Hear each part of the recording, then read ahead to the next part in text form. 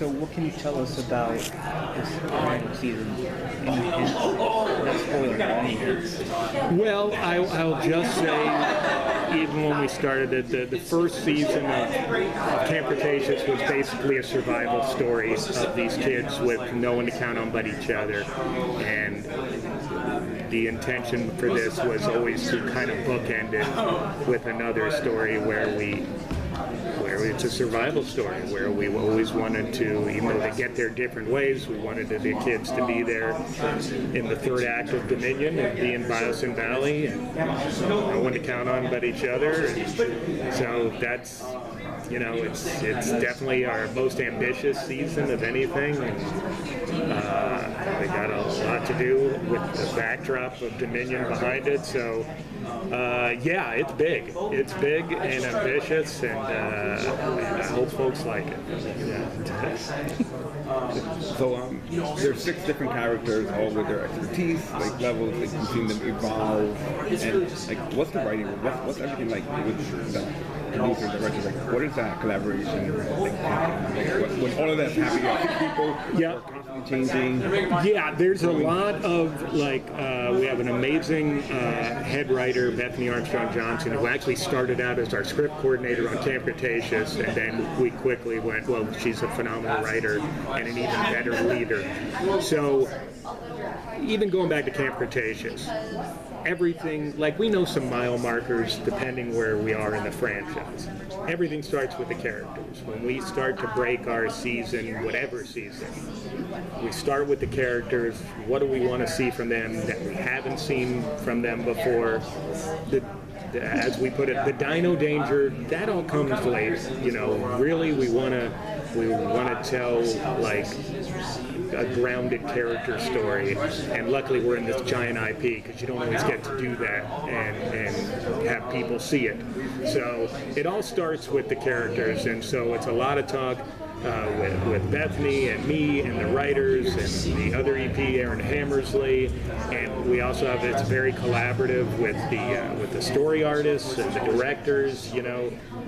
This show is really, it's all about collaboration. It's our amazing cast. Everyone takes ownership over what they do, but everyone really, it's not this way on any show, any job, where everyone really cares about what we're doing here, and so everyone just really just raise their game and just put it out there. So yeah, everything starts with the characters, and we kind of fill in everything else around it.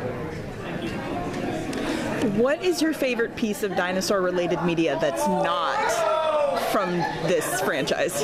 Ooh. Well, I mean, Primal's hard to, it's hard to knock. Yeah, that would probably be, I'm trying to think. I gotta say, to get to do this, because all those Walking with Dinosaurs on Discovery, like, I just watched them all, loved them all. It's like, yes, I'm a grown man, but I love this stuff. It's like when Jurassic Park, the movie, came out. Yeah.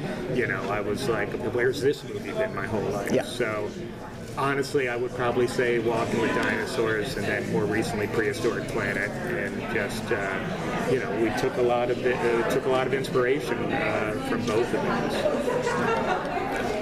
What was your motivation to work on this project? Like, was it something you were super excited about, and you saw it and you're like, I have to work on this one, or Camp Cretaceous, or the whole thing? The whole thing. Yeah, look, I was shocked when they made I got a call to go upstairs, and I thought I was in trouble. And so, I mean, up to this point, my resume was more comedy action kind of thing. So, it's like all of a sudden I got a dream call, like, to do this, and it was really scary, and I was in over my head. I'll be the first to admit it. In Camp Cretaceous, I was ready for this show, but that was from making a ton of mistakes on Camp Cretaceous. So yeah, this, since I read the novel when I think I was in college, this is just something I want to be a part of. And then, on top of that, it's something that means so much to so many people. So, yeah, I mean, who wouldn't? It's scary and a huge responsibility, but to get to tell, like I was saying to you, as a writer in kids animation, you don't normally get to tell these storylines, and to follow these kids for 90 episodes and a 6-year time jump, you don't get these opportunities very often. And then you wrap it in Jurassic World. So I just got real lucky and got real smart about the smarter people than me that hired me to help me do this. And I think we all did something special together. So, are there any special guest voices coming up in this final season? Well, I mean, there's some characters that are coming back, so I don't know if I would say special guest voices, but I mean there are characters that are coming back from the franchise that haven't been in this series yet. So I'm excited for people to see that. Well, there's we're going to show the trailer in a second, and then people will see we're going to screen the first episode, and folks will get to see some returning faces. The show touches on some topics that we typically don't see in animation, right? Corporate greed, mental health, PTSD in there. Why? Like, I think I know why, but like, it's an edgy move. Yeah, we got a platform to talk about some things, or whether it's having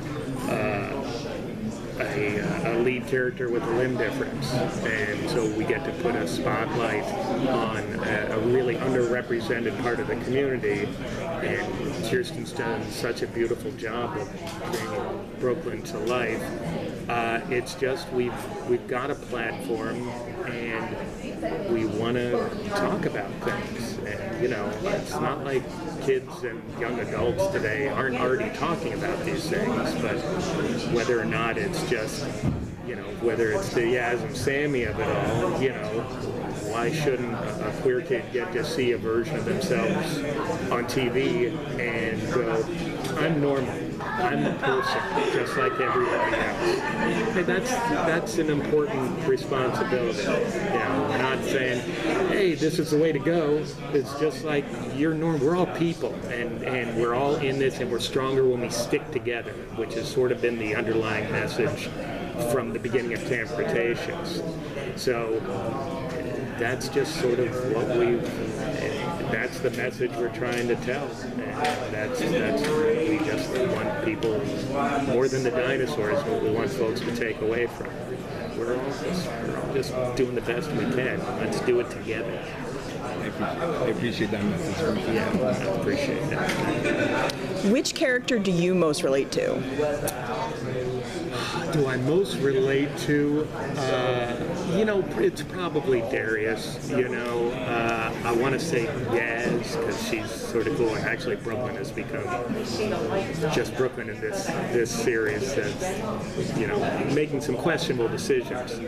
But yeah, I'm a Darius guy. I'm kind of lead with your heart and end up, whether I want to or not, sort of going, well, let's do this or let's do that. So, there's probably a little piece of all the characters in me and all of our writers and crew.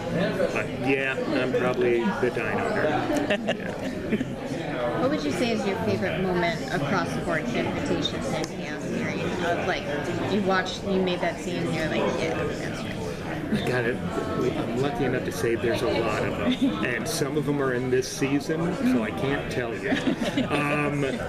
There's just the whole Yaz and Sammy storyline. There's a great scene. It's in. Sorry, I get it all mixed up now, but it's the flashback where Darius professes his love to Brooklyn, and the writing in that was so great, but the art, and there's just these little details like Brooklyn there's a shot underneath the table, but just brings her feet back a little bit, or just even little thing, this is just me, but it's like the side of the wood table they're on, clearly, like you can see the wood grain, and they were clearly all cut from 4 different bars. Like you don't normally get that level of detail. So it's usually just a little specific thing that makes it feel real, that I think elevates the whole thing. So, you know, there's been plenty of like emotional moments that I really love, or set pieces that I love, but it's those little details, that's the stuff that gets me really excited. Yeah. So now that Jurassic World ends, are there any plans for another Jurassic? You know, I got to be honest with you, not that I know. I think, you know, 90 episodes with the same characters is a lot in any, especially in animation for kids. So you know, if there are plans, I'm not privy to them. So, you know, that's what we got. You said you feel most like Darius. If you were in camp for a week, which of the other 5 characters do you feel would be a good fit for you in survival mode?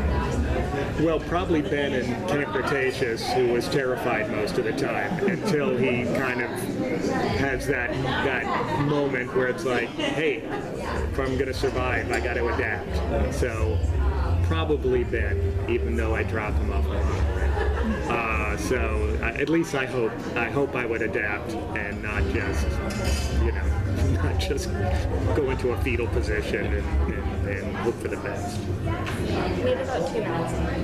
Okay. Oh boy. I'm sorry, skip me. Part two. Skip me. Do you have a favorite dinosaur? Yeah, and I always feel lame because it's a T-Rex. Every kid says T-Rex, but just since I was a little boy, it's just like, that's the one, you know. It's like the main image of the person. Yeah, I know, but everyone else that's really cool, like specific, like, you know, it's like, I think Bumpy is an Ankylosaurus because it's College Farm's favorite dinosaur. It's like, well, that's really cool. It's like, everyone says T-Rex, but I love a T-Rex, you know, the scene from Jurassic Park the movie when the T-Rex breaks out of the enclosure. It's like, that's one of my all-time favorite moments. I can feel my heart just thinking about it. It's so great. And so, yeah. Boring, Nostalgia. yeah, I like a T-Rex since I was little. All right, I got it. Okay. Is there anything that you wanted to do in the series that you didn't get to? Yeah, probably. I don't know if I can say it. You know, there were things that I wanted to do that we didn't do that I'm kind of glad. You know, there are times everyone always complains about, oh, we got these notes and we couldn't do the thing. And the whole Dinosaur Liberation Now storyline with Ernest originally was much darker.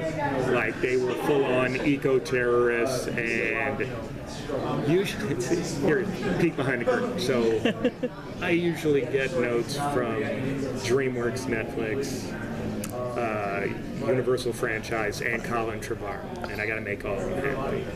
But usually they disagree, and so you can figure out where you. Well, on this one, they all lined up. It was like the 5 families lined up against us and said, "We're not making Homeland, and you can't." Yeah, instead, I had it was going to be too fun. So, all in all, it's a good thing they pulled me back. Although, to be honest, I tried to kill Ben at the beginning of Camp Cretaceous, and they wouldn't let me do that, and I'm really glad because he's been an amazing character, and then I wouldn't get to spend so much time with Sean, who is lovely. So, yeah, there's been some stuff, sure. There's always stuff you wish you would do or you think about it later, and it's like, oh, we could have done that. But all in all, I'm pretty happy with where we ended up. Yeah.